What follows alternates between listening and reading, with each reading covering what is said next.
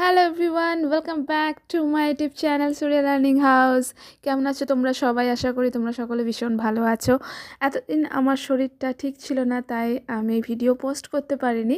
যাই হোক, আজকে আমি তোমাদেরকে করাবো ক্লাস 2 আমার বইয়ের পাতা 230 পেজে। আজকে আমরা শিখবো হ্যাজ এবং হ্যাভ নিয়ে।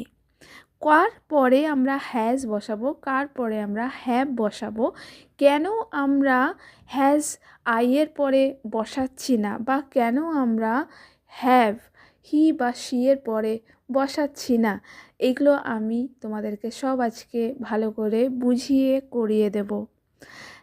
শুরু করার আগে বলে রাখি, যারা আমার চ্যানেলে নতুন তারা অবশ্যই আমার চ্যানেলটিকে সাবস্ক্রাইব করে নিও। আর ভিডিওটা পুরো দেখার পর যদি তোমাদের ভালো লেগে থাকে তাহলেই তোমরা বন্ধুদের সাথে শেয়ার করো আর একটা লাইক করে দিও। তোমাদের কাছে একটা রিকোয়েস্ট করি, তোমরা ভিডিওটা শুরু থেকে শেষ পর্যন্ত পুরোটা দেখার চেষ্টা করো, কারণ আমি মাঝে এক্সাম্পল দিয়ে এমন অনেক কিছু বলে থাকি বা বুঝিয়ে থাকি আমার মনে হয় যেটা তোমাদের জন্য খুবই ইম্পর্ট্যান্ট। তাহলে চলো শুরু করা যাক।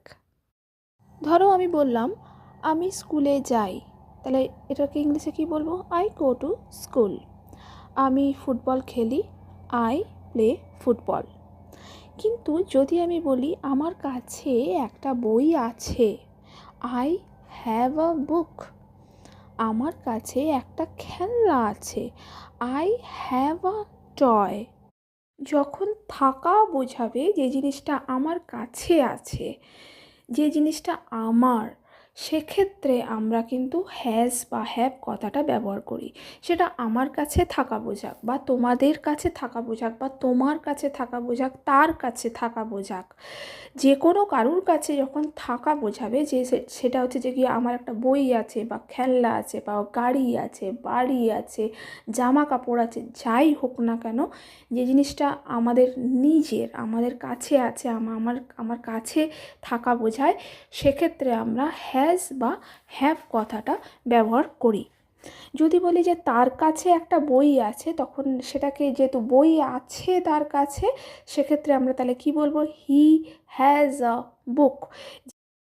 হি ছেলেদের ক্ষেত্রে আমরা লিখব, মেয়ে হলে শি লিখব, কিন্তু হি বা শি দুটোর ক্ষেত্রেই কিন্তু আমরা হ্যাজ কথাটা ব্যবহার করব। আই থাকলে হ্যাভ ব্যবহার করব। এবারে তোমাদেরকে আমি একটা জিনিস ভালো করে ক্লিয়ার করে বলে রাখি, যে কার পরে হ্যাভ বসাবো আর কার পরে হ্যাজ বসাবো।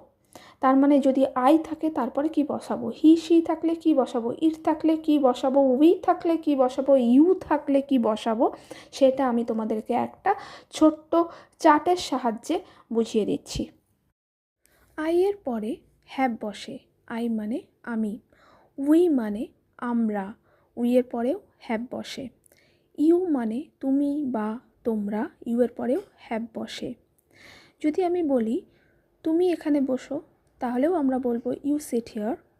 যদি বলি তোমরা এখানে বসো, তাহলেও কিন্তু আমি বলবো ইউ সিট হিয়ার। তো ইংরেজিতে তুমি বা তোমরা দুক্ষেত্রেই কিন্তু ইউ ব্যবহার করা হয়। হি শি ইট রাম শাম যদু মধু, যাই হোক না কেন, বার্ড, যদি বলি প্যারট, কাউ, ডগ, যাই বলি না কেন, সব কিছুর পরে কিন্তু হ্যাজ বসে। আর দে মানে হচ্ছে তারা, দের পরেও কিন্তু হ্যাভ বসে। আরেকটা কথা আমি তোমাদেরকে একটু জানিয়ে রাখি, যখন একজনকে বোঝাবে, বা একটা জিনিসকে বোঝাবে, বা একটা পাখিকে বোঝাবে, বা একটা পশুকে বোঝাবে, সেক্ষেত্রে কিন্তু আমরা হ্যাজ কথাটা ব্যবহার করব। কিন্তু যখন একজনের বেশি, মোর দ্যান ওয়ান বোঝাবে, সেটা পশু পাখিই হোক বা মানুষই হোক বা জিনিসপত্রই হোক, একটার বেশি বোঝাবে, সেক্ষেত্রে কিন্তু আমরা হ্যাভ কথাটা ব্যবহার করি। যেমন ধরো উই মানে হচ্ছে আমরা, এখানে একজনের বেশিকে বোঝাচ্ছে, অনেকজনকে বোঝাচ্ছে, তাই একজনের বেশি যেহেতু, তাই আমরা হ্যাভ ব্যবহার করব। ইউ মানে তোমরা, সেক্ষেত্রেও কিন্তু আমরা হ্যাভ কথাটা ব্যবহার করব। দে মানে তারা, একজনের বেশিকে বোঝাচ্ছে, অনেকজনকে বোঝাচ্ছে, তাই আমরা হ্যাভ কথাটা ব্যবহার করব। কিন্তু এক্সেপশন হচ্ছে দুটো ক্ষেত্রে আছে। কোন কোন ক্ষেত্রে? একটা হচ্ছে আই হচ্ছে একজন হলেও কিন্তু আয়ের ক্ষেত্রে সবসময়তে আয়ের পরে হ্যাভ বসবে, আর ইউ মানে তুমিও বোঝায়, তাই ইউ এর ক্ষেত্রে কিন্তু সবসময়তেই কিন্তু হ্যাভ বসবে। এই দুটো জিনিস একটু মনে রেখো, যে আই একজন হলেও হ্যাভ বসবে আর ইউ একজন হলেও হ্যাভ বসবে। ইউ এর পরে সবসময়তেই হ্যাভ বসে, সেটা তুমি হোক বা তোমরাই হোক। আর বাকি যে একটা জিনিসগুলো পড়ে রইল সেগুলো কি? যেমন হি হচ্ছে একজন ছেলেকে বোঝায়, শি একজন মেয়েকে বোঝাচ্ছে, ইট মানে যে কোনো একটা বইকে বোঝাচ্ছে, যে কোনো একটা গাড়িকে বোঝাচ্ছে, যে কোনো একটা বাড়িকে বোঝাচ্ছে, ঠিক আছে? রাম শ্যাম যে কোনো একজনকে বোঝাচ্ছে, একজন মানুষকে বোঝাচ্ছে, ঠিক আছে? সেক্ষেত্রে আমরা হ্যাজ ব্যবহার করব। যদি বলি বুক হ্যাজ, কিন্তু বুকস হ্যাভ। যদি বলি she has, he has, it has, কিন্তু যদি বলি parrot has but parrots have, ঠিক আছে? বুঝতে পেরেছো? যখন একটা বোঝাবে তখন হ্যাজ হবে, যখন একটার বেশি বোঝাবে তখন হ্যাভ হবে। কিন্তু এক্সেপশন হচ্ছে দুটো জায়গায় আলাদা, এই রুলটা ফলো করছে না, মাত্র দুটো জায়গায়। সেটা হচ্ছে আই এর পর আর ইউ এর পর সব সময় হ্যাভ বসবে, একজন বোঝালেও হ্যাভ বসবে, ঠিক আছে? এরপরে চলো দেখা যাক তোমাদের বইতে কী কী আছে। প্রথমেই দেখো আছে রিড দ্য সেন্টেন্সেস। নিচের যে সেন্টেন্সগুলো আছে, যে বাক্যগুলো আছে, সেগুলো তোমাদেরকে ভালো করে পড়তে বলছে।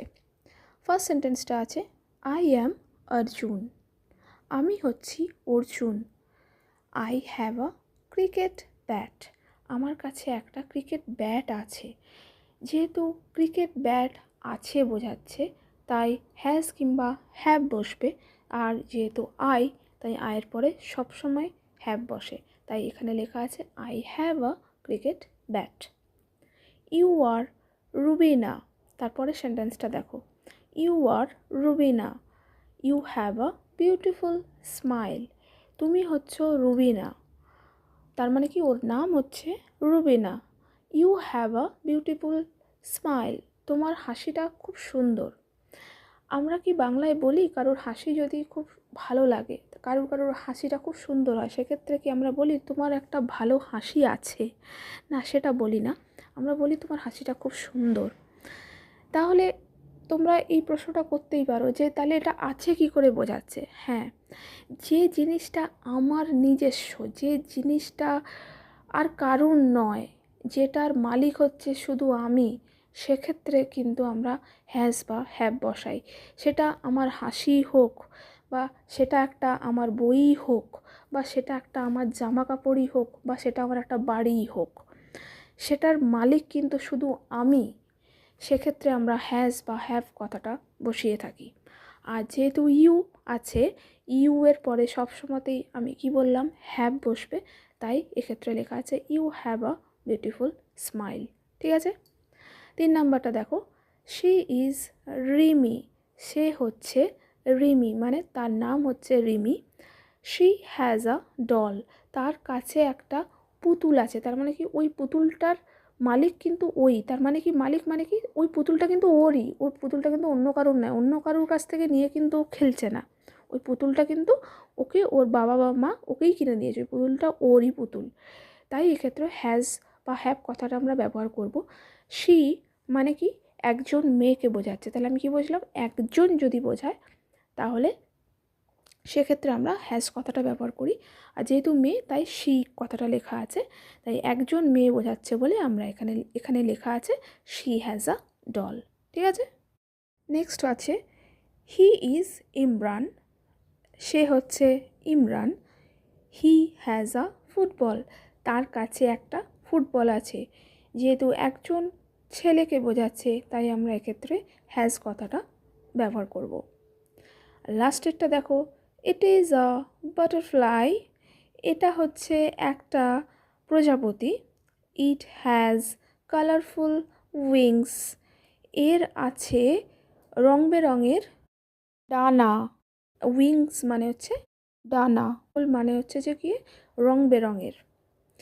এক্ষেত্রে দেখো butterfly, it is a butterfly, একটা বাটারফ্লাইয়ের কথা বলা হয়েছে, যেহেতু একটা তাই আমরা এক্ষেত্রে কিন্তু হ্যাজ কথাটা ব্যবহার করেছি।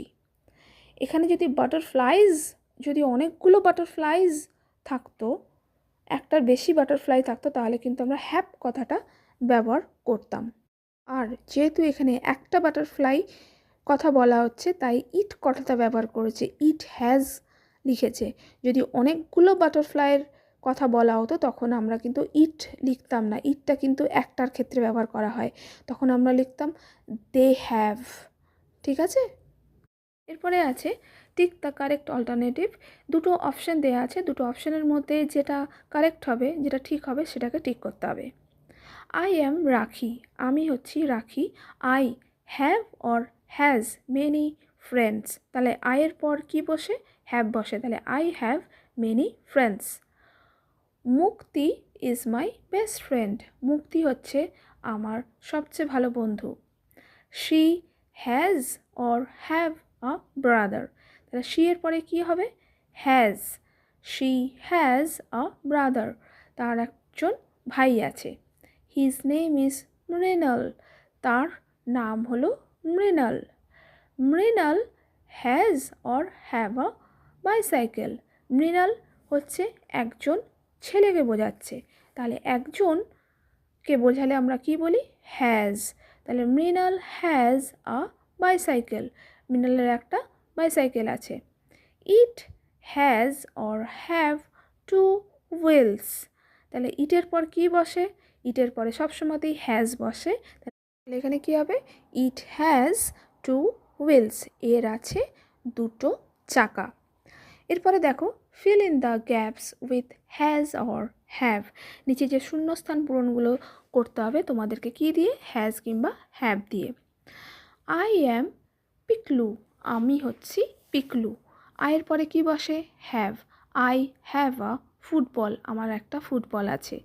Mita is my sister, Mita হচ্ছে আমার বোন। শি এর পরে কি বসে, একজন বোঝাচ্ছে শি, তাহলে হ্যাজ বসবে। শি হ্যাজ আ ডল, তার আছে একটা পুতুল। The doll is very beautiful, পুতুলটা কিন্তু খুব সুন্দর। ইটের পর কি বসে, has. It has long hair, এর লম্বা চুল আছে। বুঝতে পারলে? আজকের ভিডিওটা আমার এই পর্যন্তই। আমার ভিডিওটা যদি তোমাদের কারোর ভালো লেগে থাকে তাহলে অবশ্যই ভিডিওর তলায় একটা লাইক করো, আর বন্ধুদের সাথে শেয়ার করতে কিন্তু বলো না। আর যারা আমার চ্যানেলে নতুন তারা অবশ্যই চ্যানেলটিকে সাবস্ক্রাইব করে নিও, আর সাবস্ক্রাইব লেখা বাটনটির পাশে যে বেল আইকনটি আছে সেটিকেও প্রেস করে রেখো, তাহলে আমি যখন কোনো ভিডিও পোস্ট করব তার নোটিফিকেশান সবার আগে পেয়ে যাবে। তাহলে দেখা হবে আবার নেক্সট ভিডিওতে, and thank you so much for watching this video.